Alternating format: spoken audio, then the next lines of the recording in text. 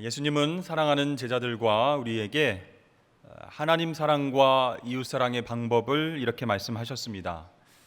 누구든지 나를 따라오려거든 자기를 부인하고 자기 십자가를 지고 나를 따를 것이니라.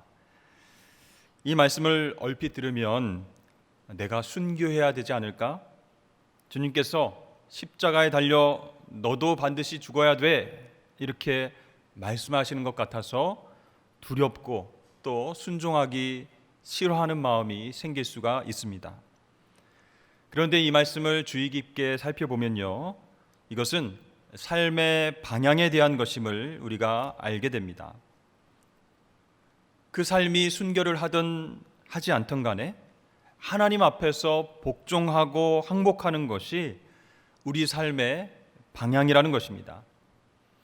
존 스토트 목사님은요, 이 복종의 삶에 대해서 이렇게 말합니다. 우리는 오직 섬김을 통해서만 자유를 경험할 수 있다. 우리는 사랑 안에서 자기 자신을 잃어버려야만 자기 자신을 찾을 수 있다. 우리는 자기 중심성에 대해 죽어야만 살 수 있다. 이렇게 얘기했습니다. 여러분, 우리는 생각하기를 내 자아가 살아야, 내 마음속에서 잘 작동되어야 자유롭게 살 수 있다라고 생각합니다. 그러나 내 중심의 자아가 죽어야 진정 자유롭게 된다는 거예요. 그것은 예수님께 항복해야만 얻을 수 있는 삶의 방향성이기도 합니다. 우리들은 나름대로 방향과 목표를 정해서 그 앞으로 나아갑니다. 그런데 우리가 가진 불빛과 나침반이 희미해지고 흔들릴 때에 우리는 다른 방법을 찾습니다. 다른 사람들을 찾아갑니다. 성공한 사람, 소위 대박이 난 사람, 그들이 걸어난 길을 쫓아가려고 합니다. 그런데요, 예수님을 나의 주인으로 고백하는 그리스도인들은 먼저 주님 앞에서 백기를 들어야 됩니다. 그리고 주님을 따를 수 있어야 합니다. 여러분, 청기 내려 백기 올려 이런 게임 아시죠? 네, 내 자아의 청기를 내리고 그리고 백기를 들어야 그때부터 내가 나아가야 할 방향이 보이게 된다는 거예요. 우리가 올려야 할 깃발, 백기는 쉽게 말해서 하나님 앞에 기도하는 것입니다. 어떻게 해요? 나는 죽었습니다. 주인 되신 예수님께서 살아계십니다. 이제 주님의 뜻대로 살겠습니다. 항복합니다. 도와주십시오. 그 기도가 백기를 올리는 것이에요. 그렇습니다. 예수님을 따르는 제자들은요, 항복하고 복종하는 삶을 살아야 합니다. 그것이 때로는 자존심 상하고 힘들고 아플 수 있지만 역설적이게도 그래야 우리가 자유롭게 살 수 있게 되기 때문입니다.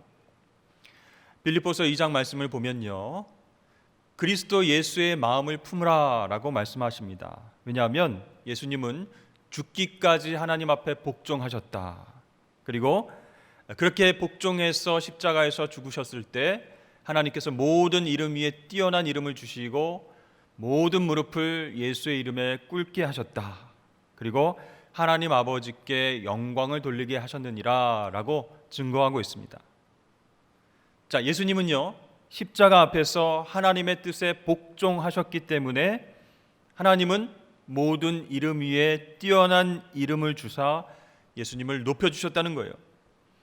즉, 복종이 있어야 회복과 영광이 주어질 수 있다는 것을 예수님은 우리에게 직접 삶으로 보여주시고 또 우리에게 요구하신 것입니다. 그렇다면 여러분, 전적인 복종은 무엇을 뜻하는 것일까요? 그냥 복종하는 것이 아니라 전적인 복종은 우리의 마음과 뜻과 힘을 다해서 복종하는 것을 말합니다. 첫 번째로 우리 마음, 인격적인 복종입니다. 여러분, 복종은 마음에서부터 시작하죠. 자기 마음을 주님의 뜻에 복종시켜야 됩니다. 그 마음 가운데 내 자아가 있기 때문이죠. 한 선교사님이 처음에는 본인이 기도하고 가려고 했던 그 나라가 아닌 다른 나라로 파송을 받게 되었을 때 마음이 심란했습니다. 사실은 여러 가지 계획하고 생각한 것이 있었거든요. 날씨와 환경과 자녀 교육과 여러 가지 본인이 생각하고 계획한 그것과 달랐기 때문에 좀 망설였습니다. 그 나라를 가도 될까? 그 나라에 가서 복음을 전할 수 있을까? 한참 기도하다가 이 선교사님은 하나님 뜻에 순종해서 그 땅으로 가게 됐습니다. 그 땅에 도착해서 보니까요, 섭씨 37도가 넘는 너무나 덥고 습한 곳입니다. 그 무더위 속에서 생활을 해야 되고 그 환경 가운데서 복음을 전해야 됩니다. 예배 드리는 막사와 또 가족들이 함께 지낼 집에는 에어컨이나 선풍기도 준비되어 있지 않았습니다. 자녀들이 습한 그 더위와 환경 때문에 짜증을 내기 시작했습니다. 모기와 또 처음 보는 벌레로 인해서 피부병이 생겼는데 그것을 고칠 길이 없습니다. 하루 종일 그것들을 퇴치하느라 고생합니다. 여러분, 이 상황이 복종의 결과입니까? 선하신 하나님의 인도하심입니까? 그런데요, 이 마음을 복종시키는 것은 환경에 적응한다, 그런 뜻이 아닙니다. 환경이 어떠할지라도 실제 우리의 정체성이 무엇인가 그것을 깨닫게 된다면 바로 하나님 뜻에 복종할 수 있다는 거예요. 선교사님이 이렇게 고백합니다. 그 전까지는 내가 주인이 되어서 내가 삶의 방향을 전하고 계획하고 그렇게 살아왔습니다. 그래서 선교지에 도착했을 때의 그 환경 때문에 적지 않이 당황했습니다. 그러나 이제는 주님이 부르시는 대로, 말씀하시는 대로 방향을 정하고 그렇게 나아가야 되겠다라는 마음이 생겼습니다. 왜냐하면 우리는 하나님의 자녀이고 자녀이니까 하늘아버지께서 책임지신다라고 하는 그 믿음이 생겼기 때문입니다. 다 내려놓으니까 참 자유가 찾아왔습니다. 이제 어떤 일이 일어나도 우리 가족들은 당황하거나 걱정하지 않게 되었습니다. 이렇게 얘기하시는 거예요. 그렇습니다. 이렇게 하나님 자녀로서의 그 정체성, 그것이 살아있다면 하나님 앞에 복종할 수 있는 마음이 생기게 된다는 것입니다. 두 번째, 뜻으로 복종하는 것입니다. 예수님께서 자신이 예루살렘에서 죽어야 할 것을 말씀하셨을 때 베드로는 예수님을 따로 만나서 그건 아니지 않느냐라고 따지듯이 잔소리를 늘어놓았습니다. 그때 예수님은 베드로를 향해서 사탄아, 내 뒤로 물러가라. 내가 하나님의 일을 생각지 아니하고 도리어 사람의 일을 생각하는도다. 이렇게 꾸중하셨죠. 베드로 입장에서는 충분히 그렇게 말할 수 있습니다. 베드로가 예수님 그렇게 죽으시면 허망하게 끝납니다. 안 됩니다. 이렇게 말한 것은요, 물론 본인이 그렇게 상식적으로 생각한 것도 있지만 지혜로, 뜻으로 하나님의 계획을 알지 못했기 때문에 그런 얘기를 했다는 것이죠. 여러분, 예수님에게 우리가 마음으로 복종한다고 한다면 뜻으로도 지성으로도 예수님을 따라야 합니다. 그럼 어떻게 하면 지성으로 뜻으로 예수님께 복종할 수 있을까요?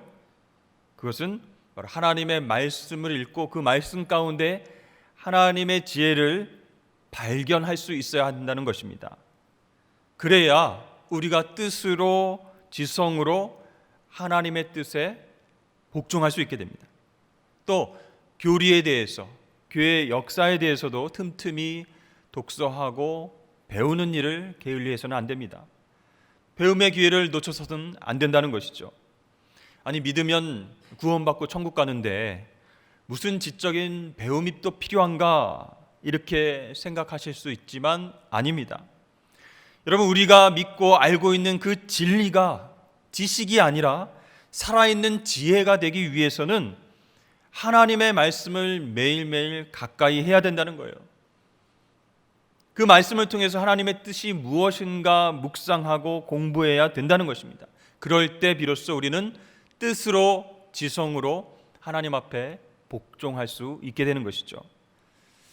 세 번째로 육체적인 복종입니다. 우리가 전심으로 하나님 앞에 복종한다 했을 때에 이 육체적인 복종도 포함된 거죠.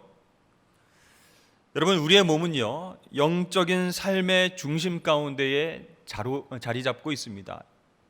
이 육체와 영혼이 따로 분리되어 있는 것이 아니에요. 그래서 우리의 몸이 하나님을 경배하도록 훈련받아야 된다는 겁니다. 그래서 우리 몸이 영혼과 서로 관계에 있음을 늘 생각하면서 하나님께 경배하는 것, 하나님 앞에 엎드리는 것, 그것에 익숙해지도록 훈련을 받아야 된다는 것이죠.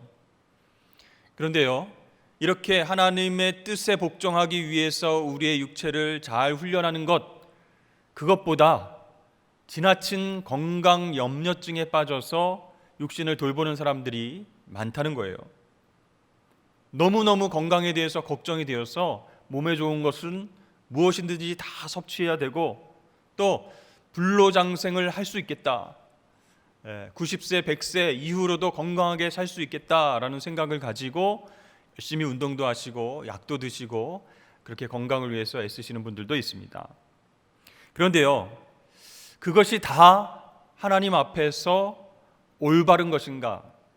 그런 마음들을 조금 내려놓고 하나님 사랑과 이웃 사랑에 쓰임 받을 수 있도록 자신의 육체를 복종시켜야 그것이 훨씬 더 유익하다는 거예요.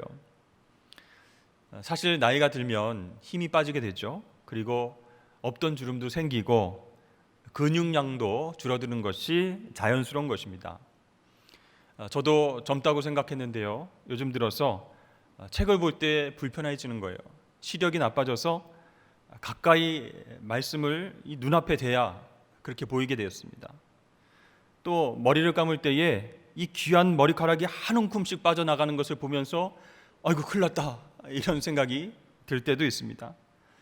또 책상에 오래 앉아 있으면 막 어깨가 콕콕콕콕 쑤셔서 이 설교문을 작성할 때에 힘들 때도 간혹 있었습니다. 또 우리 부목사님들하고 회의를 해서 중요한 결정들을 내렸는데 시간이 지나서 금방 잊어버린 거예요. 그래서 다시 물어볼 때도 있었습니다. 어르신들 많이 계신데 죄송합니다. 그런데요, 시간이 흐르면요 자연스럽게 쇠퇴되는 거예요. 예전 같지 않은 겁니다. 그러면 어떻게 해야 될까요? 우리는 젊음과 건강을 유지하기 위해서 뱀 잡아먹고 개구리 잡아먹고 하루에 3시간 4시간 운동하고 잠은 하루에 7시간 8시간 자고 그렇게 해야 되겠습니까? 여러분, 육체를 통해서 하나님 앞에 복종한다는 것은 그런 의미가 아닙니다. 삶의 매 순간에 헛된 것과 과한 것을 갈망하지 않을 때 우리는 우리의 몸을 하나님께 복종시킬 수 있고요, 하나님 기뻐하시는 일에 우리의 힘을 쏟을 수 있다라는 얘기예요. 자, 결론적으로 예수님에게 우리가 마음으로, 지적으로, 육체적으로 복종하는 것, 그것은요 불가능한 일이 아닙니다. 바로 예수님을 사랑할 때에 그렇게 전인격적으로 복종이 가능하게 된다는 거예요. 억지로 마지못해서 교회에서 목사님이 하라니까 그것이 아니라 예수님을 사랑하기 때문에, 나에게 생명 주신 분이기 때문에, 나를 올바른 길로 인도해 주시는 주님이시기 때문에 그 사랑의 마음으로 전적인 복종을 할 수 있게 되는 것입니다. 우리가 오늘 읽은 본문 말씀을 보면요, 예수님께서 부활하시고 난 후 세 번째로 제자들에게 나타나셨을 때의 일입니다. 어부 출신의 제자들이 밤새도록 고기를 잡으려고 했지만 허탕을 쳤습니다.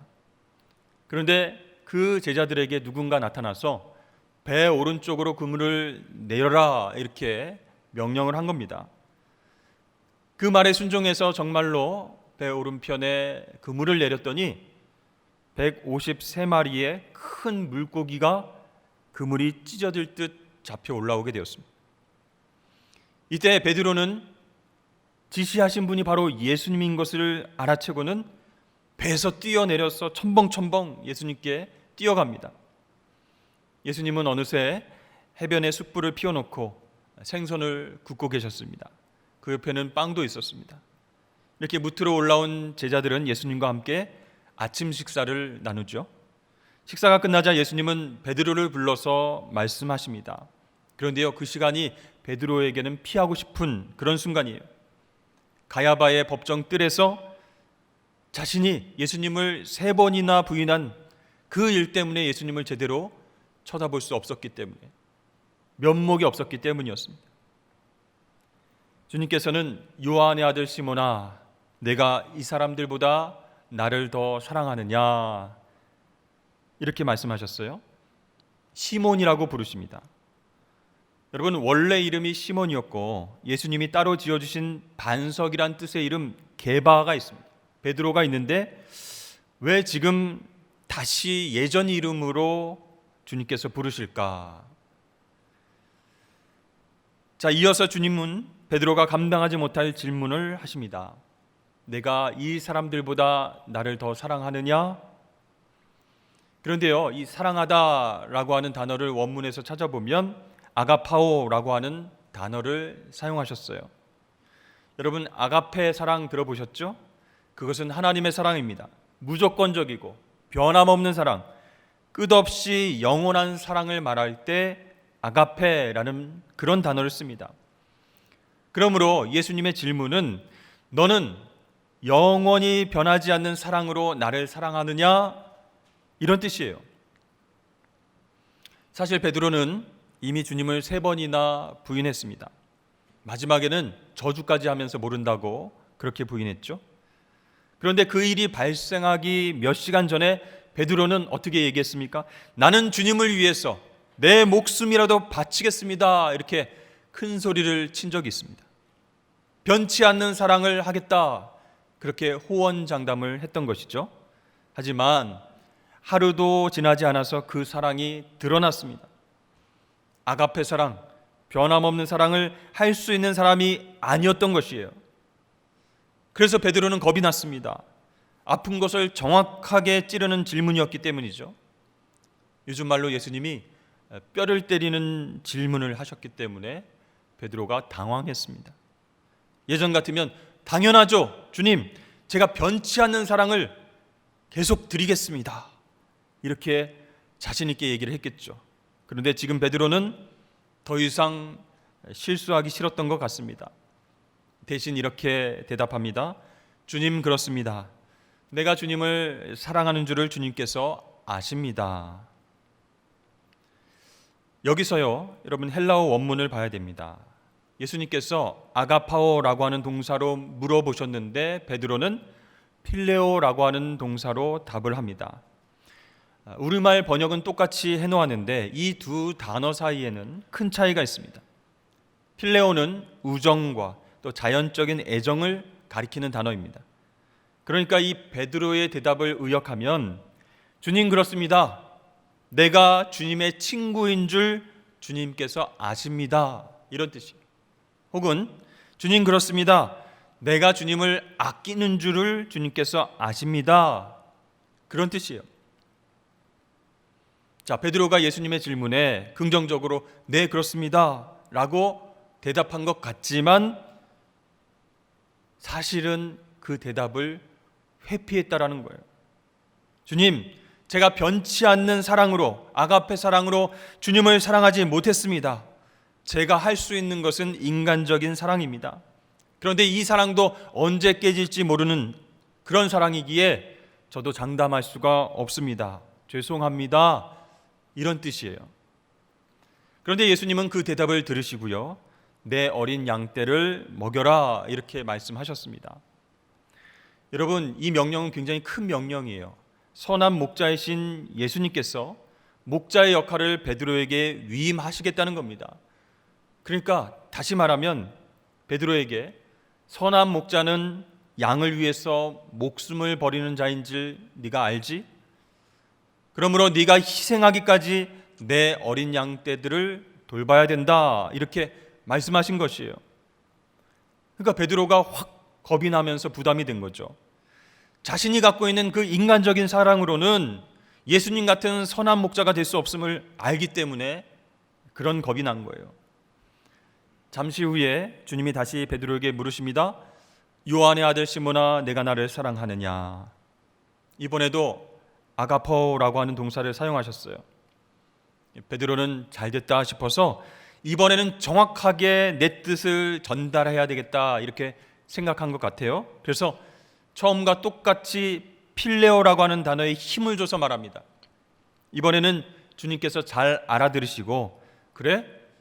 그렇다면 어쩔 수 없구나. 아가페 사랑은 힘들고 필레오 사랑이란 말이지. 그럼 이제부터 너는 고기나 잡으며 살아가거라. 어쩌면 이런 대답을 원했는지도 모릅니다. 그런데 주님께서 그 대답을 들으시고 또다시 베드로에게 내 양떼를 치라 이렇게 말씀하십니다. 베드로가 혼란스러워졌어요. 마음이 깝깝해졌습니다.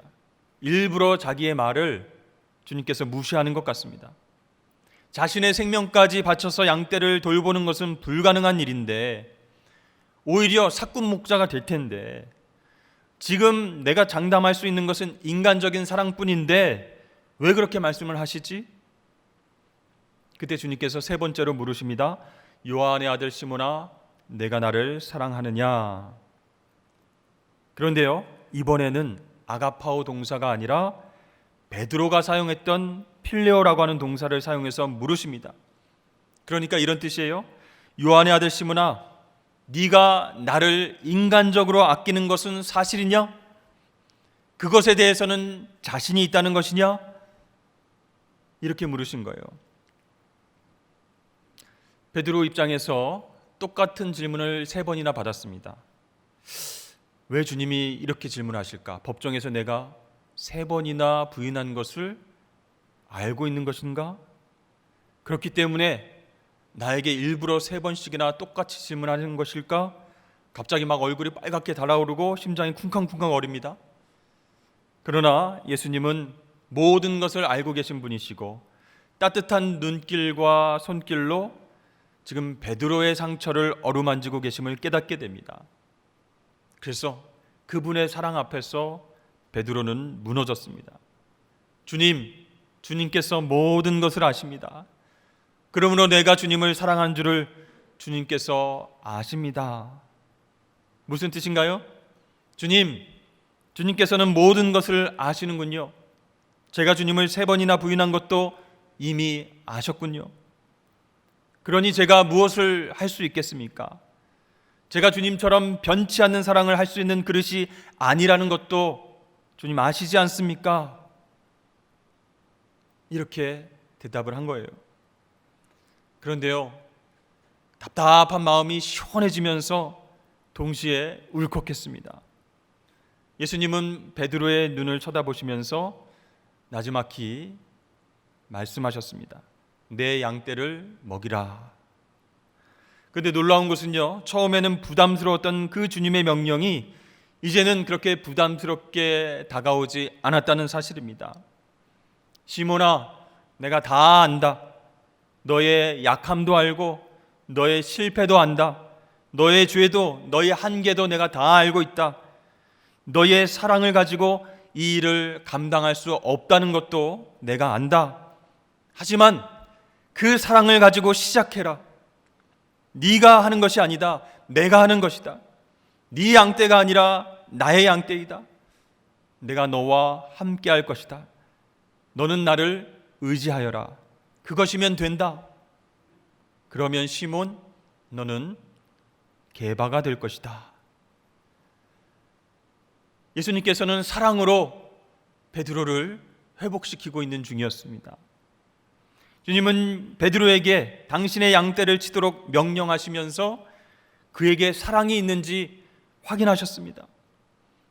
자신의 사랑을 보여주시면서 동시에 그의 사랑을 확인하셨습니다. 그래서 다른 것이 아니라 베드로의 삶과 사역의 유일한 원천이 바로 사랑이 되어야 한다라는 것을 깨닫게 하시는 거예요. 여러분, 주님의 양떼를 맡아서 먹이고 기르는 일 중에서 가장 중요한 것이 무엇이겠습니까? 목자로서 훈련을 많이 받는 것이겠습니까? 또 양떼에 대한 지식을 많이 늘리는 것이겠습니까? 그것이 아닙니다. 바로 예수님께로부터 받는 사랑과 그분에 대한 사랑, 그것이 제일 중요하다는 것이에요. 그 사랑만이 베드로 자신을 치유할 수 있게 해주고, 그 사랑만이 자신의 한계를 뛰어넘을 수 있게 해주고, 그 사랑만이 방향을 잃지 않고 사명을 감당할 수 있게 해주기 때문에 예수님께서는 사랑에 대해서 말씀을 하신 거예요. 그렇습니다. 사랑이 없으면 그 어떤 일도 껍데기가 되어버립니다. 자녀를 양육할 때에도요, 사랑이 없으면 다른 어떤 노력도 허사가 됩니다. 좋은 것, 비싼 것, 갖고 싶은 것 다 사줘도 사랑이 없으면 물거품이 됩니다. 과거에 우리 부모님들은요, 자식 사랑하는 마음으로 뼈 빠지게 일하시고 고통당하시고 힘드셨지만 내색하지 않으셨습니다. 고통의 날들, 힘든 날들을 자식을 바라보면서 인내하셨습니다. 그렇습니다. 사랑이 이유가 되어서 일하는 사람은요, 힘들어도 견뎌내고 헌신한다는 거예요. 나와 전혀 상관이 없는 그 민족을 사랑하기 위해서 파송된 선교사님들이 그런 분들입니다.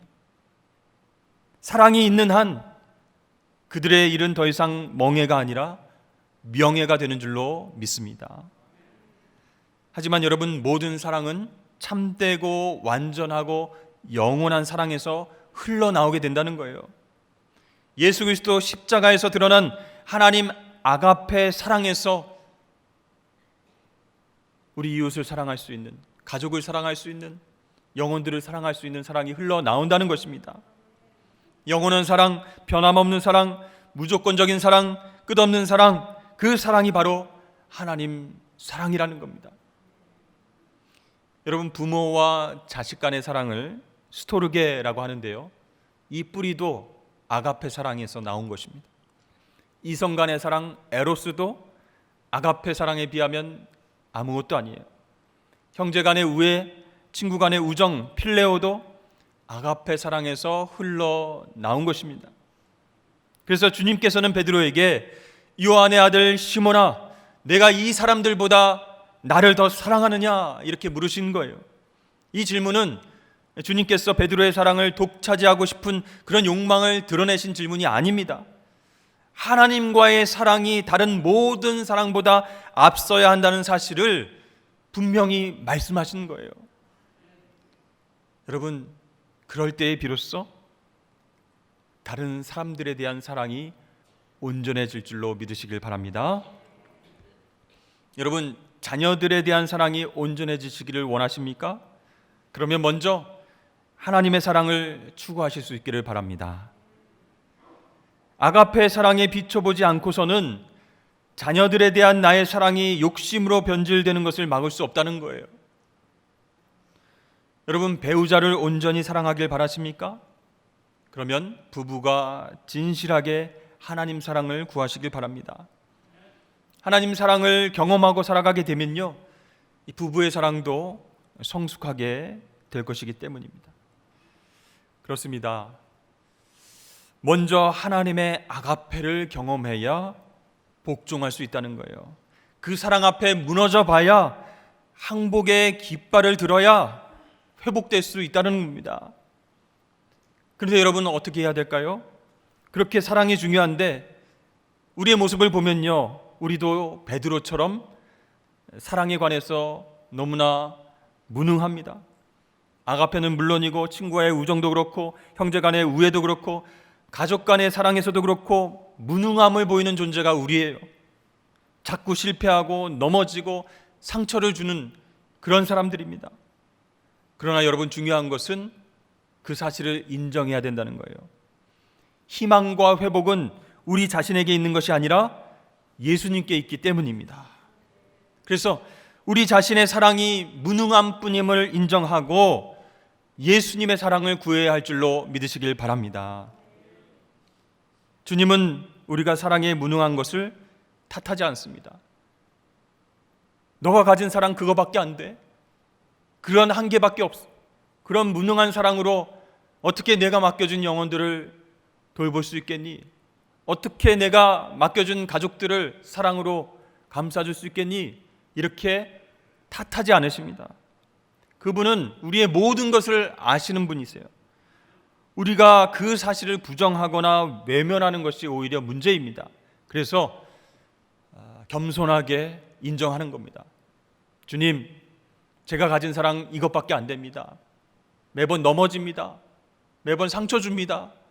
그런데 나에게 맡겨주신 가족들 사랑할 수 있을까요?